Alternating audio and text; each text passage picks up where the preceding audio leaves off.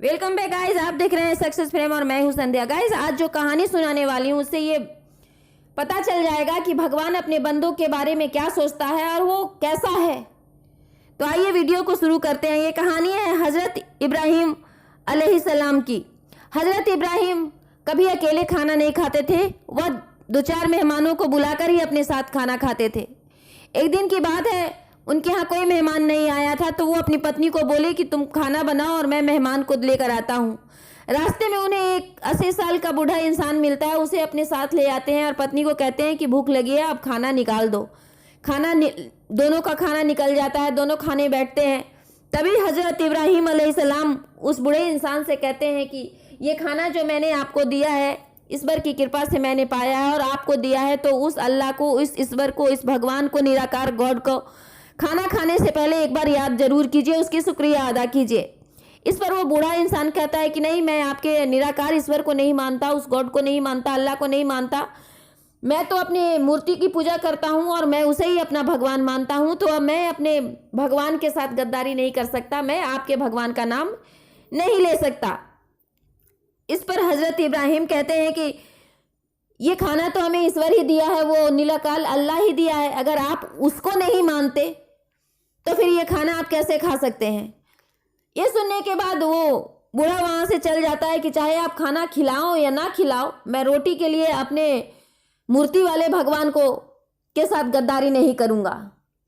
उसके जाने के बाद भगवान का मैसेज हज़रत इब्राहिम के पास आता है। हज़रत जिब्रील लेकर आते हैं और वो फरमाते हैं कि भगवान ने आपको कहा है, अल्लाह ताला ने आपसे फरमाया है कि मैं उस इंसान को, मेरे बंदे को आपने भूखा जाने दिया, इससे आप भगवान, आज अल्लाह आपसे नाराज़ है, दुखी है। तब हज़रत इब्राहिम कहते हैं कि आपका बंदा, अल्लाह का बंदा, वो तो अल्लाह का नाम भी नहीं ले रहा था, फिर अल्लाह का बंदा कैसे। इस पर अल्लाह फरमाते हैं, भगवान कहते हैं कि उस इंसान की क्या उम्र रही होगी।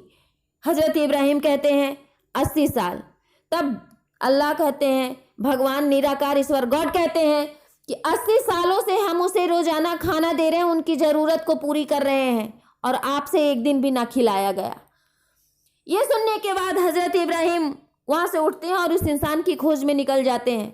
इंसान बहुत दूर चला गया था, लेकिन फिर भी उन्हें मिल गया और उसे वापस आने के लिए प्रार्थना करते हैं और कहते हैं कि चलिए, खाना ठंडा हो रहा है, खाना खा लें। वो 80 साल का बूढ़ा इंसान कहता है कि हाँ, खाना तो हम खा लेंगे, पर आपकी शर्त नहीं मानेंगे। हज़रत इब्राहिम कहते हैं कोई बात नहीं, आपको शर्त मानने की ज़रूरत नहीं, बस आप खाना खा लो। इस पर वो बूढ़ा इंसान पूछता है कि अभी तो आप बहुत गुस्से से हमें यहाँ से उठा दिए थे, निकाल दिए थे, अब क्या हो गया, इतनी नर्म आवाज़ में आप हमसे कैसे बात कर रहे हैं। तब हज़रत इब्राहिम कहते हैं कि ये अल्लाह का ही हुक्म है कि मेरे बंदे को 80 साल से जिसे मैं खाना खिला रहा हूँ, एक दिन भी तुम ना खिला सके, तो तुम कैसे मेरे बंदे हुए। ये सुनने के बाद वो इंसान जो था समझ गया कि अपना भगवान अल्लाह गॉड निराकार ईश्वर कितना दयावान है कि हम उसे याद नहीं भी कर रहे हैं, तब भी वो हमारी ज़रूरतों को पूरा कर रहा है। तो उसने कहा कि खाना तो बाद में, पहले हम उस पर निराकार ईश्वर का ही शुक्रिया अदा करेंगे। और इस तरह उस दिन से वो ईश्वर के आगे झुकने लगा।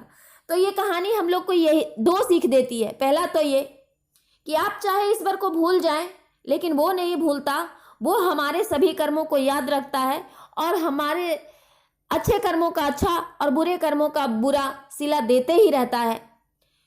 और दूसरा ये कि चाहे आप कितने अच्छे इंसान हो, परंतु अगर आपके सामने कोई बुरा इंसान आ जाए तो ये सोचकर उससे नफरत मत करो कि वो बुरा है, क्योंकि वो बुरा इंसान भी मेरा ही है। तो उससे भी प्यार करो, क्योंकि बुराई से नहीं, बुराई अच्छाई से मिटती है। नफरत से नहीं, नफरत प्यार से मिटाया जाता है। तो बुरे इंसान चाहे आपके साथ अच्छा व्यवहार ना भी कर रहा है, तब भी आप उसके साथ अच्छा व्यवहार कीजिए, ताकि उसे अच्छाई पर विश्वास हो।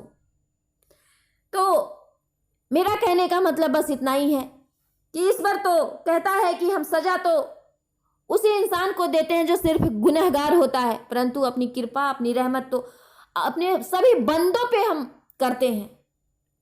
तो जब इतना कृपालु दयालु वो ईश्वर है तो उससे दूरी कैसी? क्यों ना उसके आगे सर झुकाया जाए, क्यों ना उससे प्रार्थना की